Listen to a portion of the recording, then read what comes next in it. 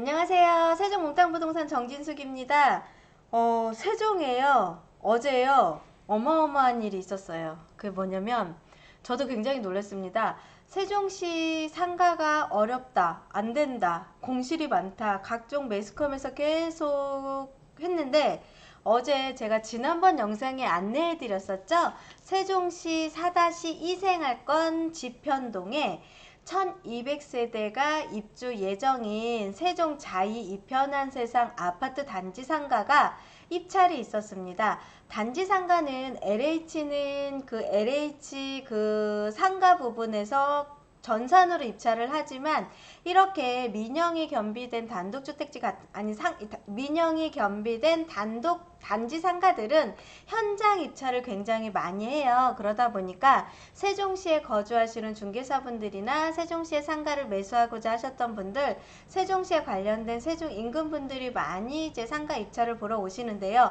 어제는 제가 2017년도 이후로 세종시 상가의 입찰 현장이 이렇게 어마어마한 많은 인파들로 몰렸던 거를 오랜만에 처음 봤던 것 같습니다. 예전에 2017년도 이전에는요, 홍보관 안에를 꽉 채울 정도로 많은 사람들이 와서 경쟁 입찰을 굉장히 심하게 많이 하고 들어갔었는데, 최근 그 이후로 2017년도 이후로는 파리 대책 이후로는 상가를 공급받으시려는 분들이 많이 줄어들었었고 입찰도 미분양도 많아서 낙찰 가격으로 단지 상가를 공급해 갔던 분들이 굉장히 많았던 시장이었는데 2021년도 어제 이후로는 예전의 세종의 상가가 아니구나, 그 전에 단지 상가 공급했던 분위기와는 너무나 다른 입장을 보고요. 이제 세종의 상가가 드디어 시작이 되나? 세종의 상가가 드디어 이제는 시장이 형성이 되나 하는 생각을 좀 참 많이 해봤던 하루였습니다. 어제 입찰 예정가가 책정이 돼 있었고 이제 그 전에 모집 공고가 떴었고요. 어제 경쟁 입찰서를 다 현장에서 제출을 했고 오늘 계약이 진행이 됐습니다. 총 1200세대의 배우 세대의 독점 상가고요. 11개 호실만 딱 공급이 됐는데 제일 낮은 금액은 뭐 2억 한 9천 미만부터 시작을 해서 입지 1호 라인으로 주출입구 맨 첫 번째 있는 데는 뭐 3억 6천까지 해서 다양한 평형대 다양한 금액으로 입찰 예정가가 세팅이 돼 있었는데 예전 같았으면 여기에 거의 다 3억대 초반이면 낙찰이 완료가 됐었는데요. 어제의 분위기로는 제가 낙찰 가격을 공개를 해드리려고 오늘 열심히 작성을 해봤는데 분위기와 경쟁 그 다음에 입찰서 들어간 거에 비했을 때는 어마어마한 경쟁률로 낙찰이 된 걸로 보여집니다. 한번 낙찰 가격이 얼마에 세팅이 됐는지 한번 지켜보십시오. 호실이 총 11개 호실로 공급이 완료가 됐고요. 좀 전에 안내해드린 것처럼 전용 면적이 40제곱미터니까 대략 한 12평 정도가 될 겁니다. 그래서 내전 가격이 3억 6,410만원인 101호로 시작으로 해서 대부분이 다 평형대가 12평 기준으로 들어갔고요. 그 다음에 예전 가격이 2억 8,900, 2억 8,600에서 2억 9천 내외로 예전 가격이 세팅됐었고 10호만 코너 각지나 조금 면적도 넓어서 얘만 4억 미만이 3억 9,400, 170만원이 내장 가격이었는데 보이십니까? 낙찰 가격이 짜잔! 101호가 6억 5,884만원에서 총 182.3%의 낙찰률이 보였고요. 평균이 142.7%의 낙찰률이 보였습니다. 예전에는 110 몇 프로, 120, 높아야 120%였던 낙찰률이요. 지금은 가장 낮은 게 129, 130%를 다 능가했다, 넘어갔다고 보시면 될 것 같습니다. 그래서 얘네들 지금 현재 물론 1200세대에 11개 호실밖에 안 되는 이제 소형 개수가 굉장히 공급 물량이 작은 단지 상가이기는 했지만 예전에 대림 미편한 세상이라든가 풍경채, 코롱하늘채 같은 경우도 상가 호실 개수가 그렇게 많지는 않았었거든요. 그럼에도 불구하고 그때의 분위기와 지금의 분위기는 너무 많이 달라져 있습니다. 그래서 제가 왜 지난번에 어떤 신문기사에 서울의 수익형 부동산의 매매율이 굉장히 높아지고 있고 442 사상 이래 최고로 거래량이 많이 늘어났다라는 신문 기사를 본 적이 있습니다. 그 영향이 저희 세종에도 미치겠구나 생각을 했지만 이렇게 입찰, 현장이 좋은 현장 입지를 그것도 더군다나 현장 입찰을 하는데 외지에서 오신 분들이 굉장히 많이 지금 줄을 서서 입찰서를 제출을 해서 낙찰이 시작이 됐고요. 그 다음에 오늘이 계약일이었습니다. 10시부터 4시까지 계약서를 뽑는데 제가 혹시 미계약된 세대가 있는지를 한번 가서 여쭤봤는데 미계약 세대는 전혀 없다고 하더라고요. 그리고 계약자 분들이 대부분 충청권 플러스 기타 지역이 세팅이 돼 있다는 정보까지는 제가 듣고서 오늘 이 영상을 띄워봅니다.